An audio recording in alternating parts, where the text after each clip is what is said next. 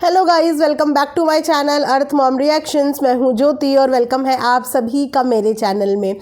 Channel में नए हैं तो जल्दी से चैनल को सब्सक्राइब कर दीजिए। वीडियो पसंद आई तो लाइक भी करिए। कमेंट सेक्शन में कमेंट करके ज़रूर बताइए कि आप सबको मेरा वीडियो कैसा लगा। ऑल्सो अगर आप इस वीडियो के माध्यम से चैनल में नहीं जुड़े हैं तो साइड में आपको एक बेल नोटिफिकेशन मिलेगा, इसको भी हिट कर दो ताकि मेरे आने वाली हर वीडियो का नोटिफिकेशन आप तक सबसे पहले पहुँच जाए। सो गाइज, ये मेरा जादू वाला विंटर ड्रेस या विंटर नाइट सूट बहुत सारे लोगों को बहुत पसंद आया, बहुत फ़नी भी लगा। आप लोगों को एक और स्पेशल चीज़ बता देती हूँ कि आप इसके जादू वाले टोपे पे मत जाना, क्योंकि इसमें एक बहुत क्यूट सा रैबिट भी बना हुआ है गाइज। यस, बहुत क्यूट सा रैबिट जो कि बहुत ही अच्छा लग रहा है। तो अगर आपको भी ये वार्म विंटर नाइट ड्रेस चाहिए और आप गोल मटोल हेल्दी वेल्दी हो, क्योंकि आप जानते हैं कि हेल्दी वेल्दी लोगों के लिए थोड़ा सा चीज़ें स्टॉक में आने में ना लेट हो जाता है, तो इसीलिए आउट ऑफ स्टॉक होने से पहले आप इसे ज़रूर बाय कर लेना। इसी वीडियो के कमेंट सेक्शन में लिंक आपको पिन मिल जाएगा।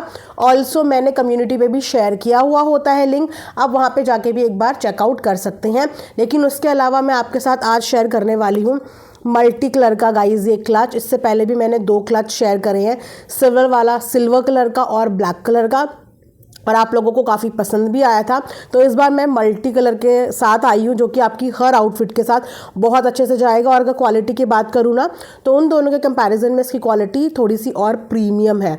इसका जो हैंडल है ये भी काफ़ी अच्छा क्वालिटी का आया है, प्लस इसके अंदर जो स्पेस है ना गाइज, वो स्पेस भी काफ़ी स्पेशियस है। लाइक बहुत आराम से आपके 2 फ़ोन, लिपस्टिक्स, कुछ छोटी मोटी कॉस्मेटिक्स आ सकते हैं। साथ में इसमें यहाँ पे ये वाला सेक्शन भी दिया है, मतलब 1 मोर पॉकेट है इसमें इनसाइड। और इसकी जो चेन है ना, स्लिंग चेन, इसकी क्वालिटी भी काफ़ी अच्छी है। तो आप इसे एज अ स्लिंग भी, साइड स्लिंग भी यूज़ कर सकते हो, इसको ऐसे भी यूज़ कर सकते हो। तो इसका लिंक भी मैं इसी नाइट ड्रेस के लिंक के साथ कमेंट सेक्शन में पिन कर दूंगी, आप वहाँ से जाके बाय कर लेना। तो चलिए फिर इसी के साथ वीडियो में बढ़ते हैं आगे। हमारा यूट्यूब पे ना आजकल लेडीज से ज़्यादा ड्रामेटिक मेल कैरेक्टर्स हो गए हैं। क्या बोलते हैं आप लोग? मतलब एक टाइम पे मुझे तो लग रहा था कि लेडीज तो यूं ही बदनाम है कि ओवर एक्टिंग करती हैं, ओवर रिएक्ट करती हैं, बट अभी की सिचुएशन देख के तो मुझे ऐसा लग रहा है कि यूट्यूब के मेल कैरेक्टर्स ना कुछ ज़्यादा ही ड्रामेटिक, कुछ ज़्यादा ही ओवर रिएक्ट और कुछ ज़्यादा ही ड्रामेबाज हो गए हैं। अग्री करते हो तो कमेंट सेक्शन में मुझे ज़रूर बताना। मैं यहाँ पे बात करने वाली हूँ हमारे यूट्यूब के 2 मेल कैरेक्टर की। फिलहाल यहाँ पे और भी कई कई जगह पे होंगे, बट मैं यहाँ पे 2 मेल कैरेक्टर की बात करने वाली हूँ जो आजकल काफ़ी लाइमलाइट बटोर रहे हैं अपने नाटक नौटंकी के कारण। यहाँ तक कि अब सब्सक्राइबर उनको ये भी बोलने लगे हैं कि ऐसा लग रहा है कि तुम ही प्रेग्नेंट हो, और ऐसा लग रहा है कि तुमने ही डिलीवरी करी है। जी हाँ, ऐसे 2 मेल कैरेक्टर है हमारी वाईटी में। चलिए गैस करके बताइए कि मैं किन 2 मेल कैरेक्टर की बात कर रही हूँ। ठीक है, पॉज करती हूँ, कमेंट सेक्शन में गैस करके पहले बताइए। 1 2 3 4 5 6 7 8 9 10, टाइम्स अप। तो मैं बात करने वाली हूँ 2 कैरेक्टर्स। एक है जो भी नए नवेले पप्पा बने हैं, यानी कि दीमक भैया, और एक और है जो अभी नए नवेले पापा बनने वाले हैं। वैसे उनके अकॉर्डिंग तो वो पप्पा बन गए, प्रेगनेंसी रिवील के टाइम पे उन्होंने तो ये डिक्लेयर कर दिया था कि मैं पप्पा बन गया।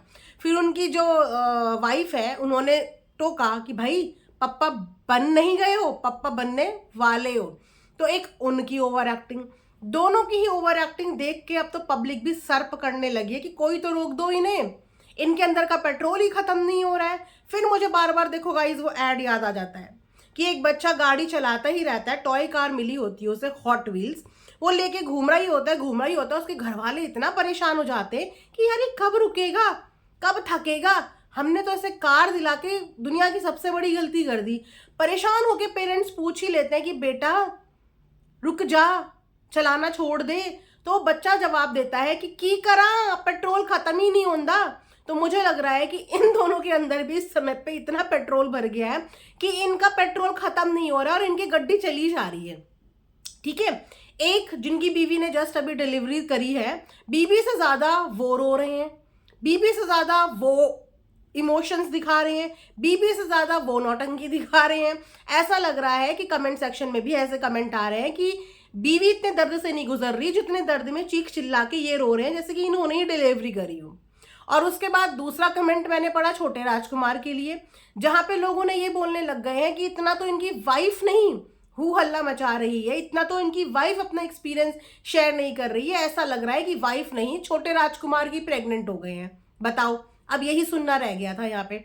तो छोटे राजकुमार को हम सोच रहे हैं आज रुकेंगे, कल रुकेंगे, अरे अब तो रुकेंगे। अरे अब तो कमेंट सेक्शन में भी लोग बोलने लगे कि भाई रुक जाओ, थम जाओ। आपकी मम्मी ने तो टाइटल थंबनेल भी डालने शुरू कर दिए हैं कि हमारे बच्चों को नजर ना लग जाए, हमारी छोटी बहू को नजर ना लग जाए। अब अगर इतना फ्लॉन्ट करोगे, इतना फ्लॉन्ट करोगे तो किसी और की नजर लगे ना लगे, लेकिन इनकी खुद की नजर जरूर लग जाएगी। अक्सर आपने देखा होगा कि बाहर वालों की नजरों से तो आप तब किसी को बचाओगे ना जब आप अपनी खुद की नजरों से बचा लोगे, क्योंकि एक बच्चे को भी माँ की नजर लग जाती है। ज्यादा खुशियां भी अच्छी नहीं होती और ज्यादा दुख मनाना भी अच्छा नहीं होता।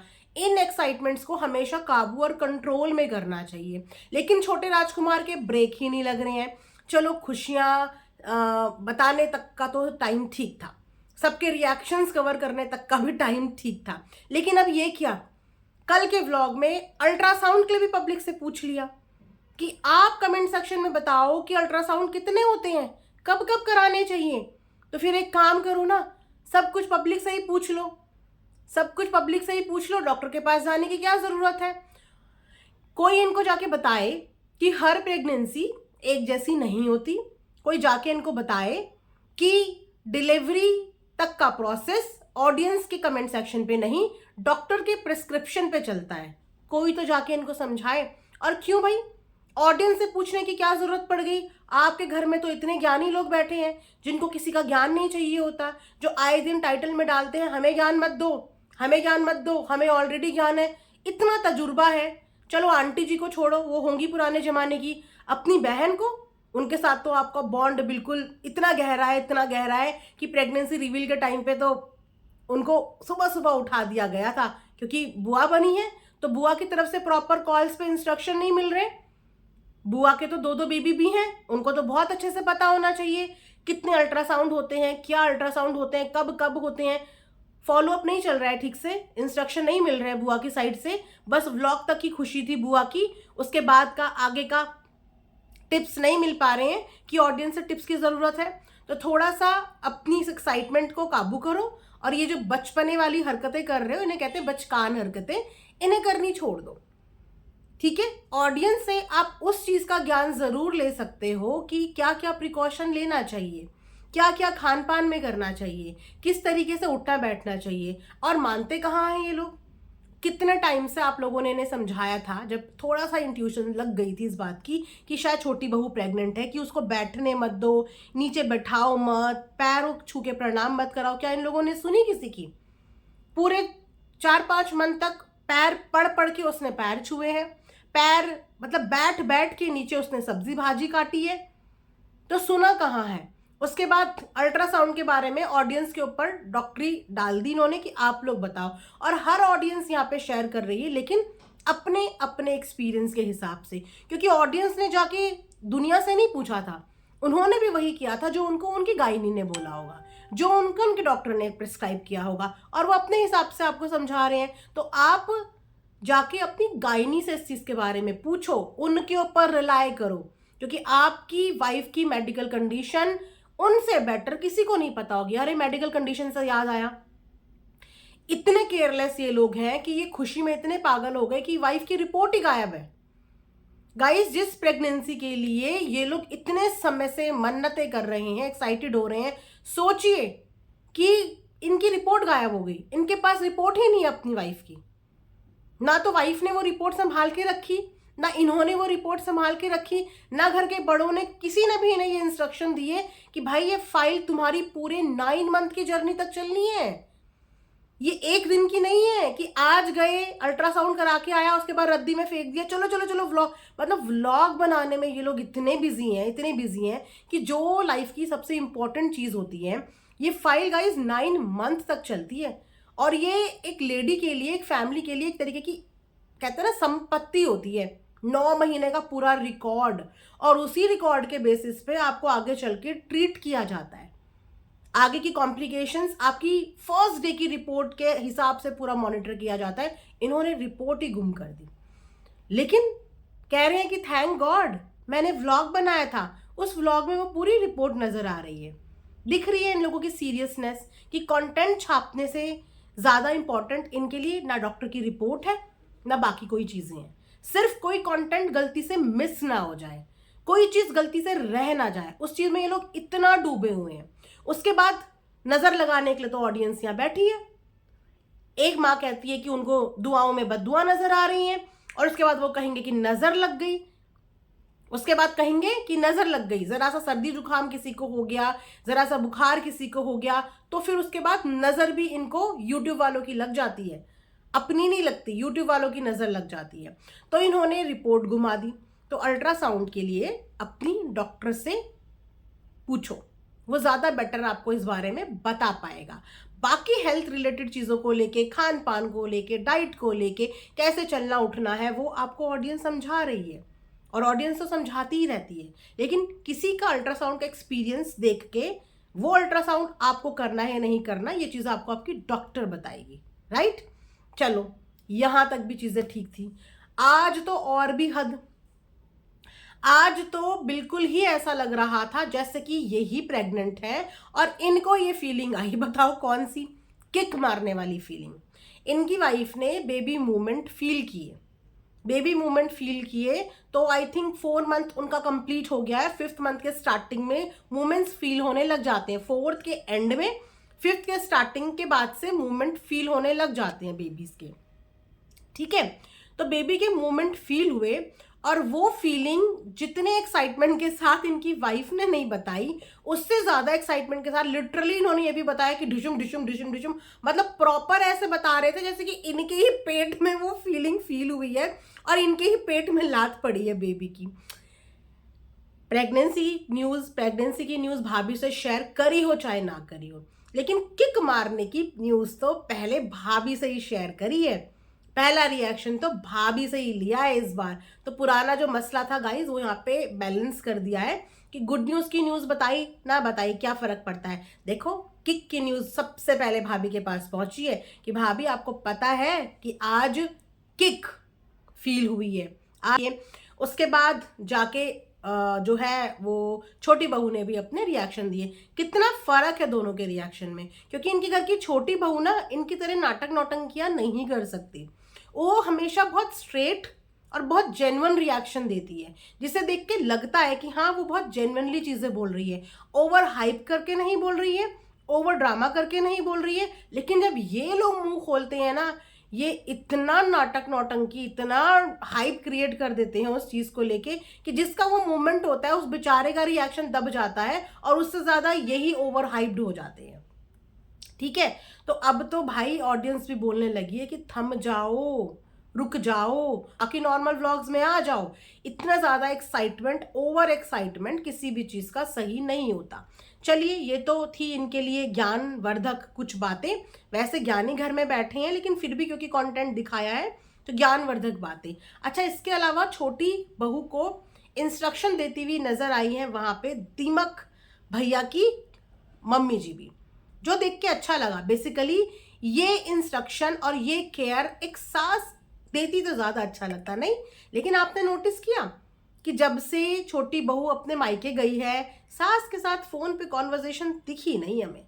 बाहर वाले लोग कॉल कर रहे हैं, बाहर वाले लोग वीडियो कॉल कर रहे हैं, बाहर वाले कॉल का पूरा वीडियो बन रहा है। घर के लोग कहाँ हैं?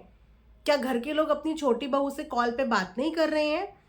छोटी बहू को इंस्ट्रक्शन नहीं दे रहे हैं, उसकी केयर, उसकी चिंता करने के लिए नॉर्मल बातचीत भी नहीं कर रहे हैं कि बाहर वालों को वो एक्सपीरियंस और वो चीज़ें समझाने के लिए उसको कॉल करना पड़ रहा है। वेल, उन्होंने समझाई, बहुत अच्छी चीज़ है, बहुत अच्छी चीज़ है, क्योंकि ये कंडीशन जो उनकी बहू के साथ हुई है, ये अक्सर कंडीशन काफ़ी महिलाओं के साथ होती है, और इसका मेन कॉज जो होता है वो होता है बॉडी में फ्लूइड की कमी, यानी कि पानी की कमी। जैसे कि सरल साधारण भाषा में मैं आपको बताऊं तो जो बच्चा होता है वो एक फ्लूइड के अंदर ही तैर रहा होता है। उस फ्लूइड के हिसाब से ही उसके जो नाल बोलते हैं वो इधर उधर मूव होती रहती है। बच्चा आराम से मूवमेंट करता रहता है। लेकिन अगर बॉडी में फ्लूइड कम हो जाता है, बेसिकली बॉडी में नहीं, जिस जगह पे बेबी होता है वहां पे फ्लूइड कम हो जाता है, तो बेबी को मूवमेंट करने में भी प्रॉब्लम होती है और डिलीवरी के टाइम और ज्यादा प्रॉब्लम होती है, क्योंकि उसी फ्लूइड के वजह से बेबी स्मूथली बाहर आ पाता है। ठीक है, तो फ्लूइड की कमी नहीं होने देना, पानी, अच्छी मात्रा में पानी का सेवन करते रहना है ताकि बॉडी में फ्लूइड की कमी ना हो। दूसरा रीजन ये भी हो सकता है कि बहुत सारे लोग प्रेगनेंसी में 9 मंथ्स तक उठते ही नहीं है।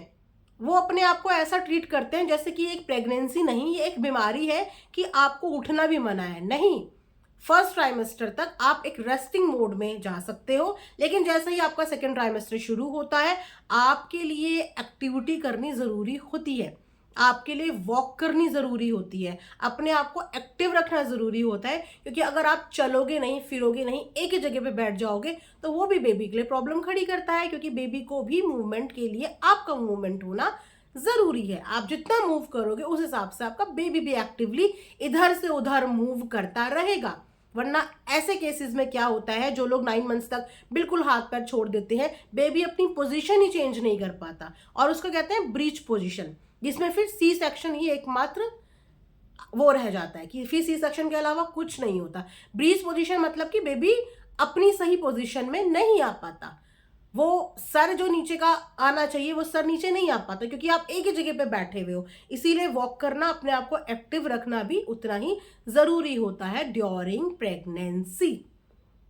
ये सोचा मैंने थोड़ा सा बता दूं फ्लो में, क्योंकि जो एक्सपीरियंस डेफिनेटली हम लोग लेके आए हैं वो एक्सपीरियंस शेयर करने में कोई भी बुराई नहीं होती। हो सकता है कि आप में से बहुत सारे लोग प्रेग्नेंट हो तो उनके लिए ये चीज़ें जो है वो हेल्पफुल हो सकती हैं। तो किसी और पे रिलाय करो, लेकिन उससे ज़्यादा रिलाय अपनी डॉक्टर पे करो। सारी कंफ्यूजन उनके साथ क्लियर करो, सारी चीज़ें उनसे पूछो, उनके सुपरविजन में चीज़ें करो, क्योंकि हर प्रेगनेंसी और हर बॉडी अलग होती है। तो बॉडी के साथ खिलवाड़ नहीं, प्रेगनेंसी के साथ खिलवाड़ नहीं, और प्रेगनेंसी जर्नी को एंजॉय करो। ये एक बीमारी नहीं, ये एक ब्लेसिंग है। चलिए गाइज, इसी के साथ ये रिएक्शन वीडियो मैं यहाँ पे एंड करती हूँ। Thanks for watching Earth Mom Reactions. Bye bye, take care, love you all.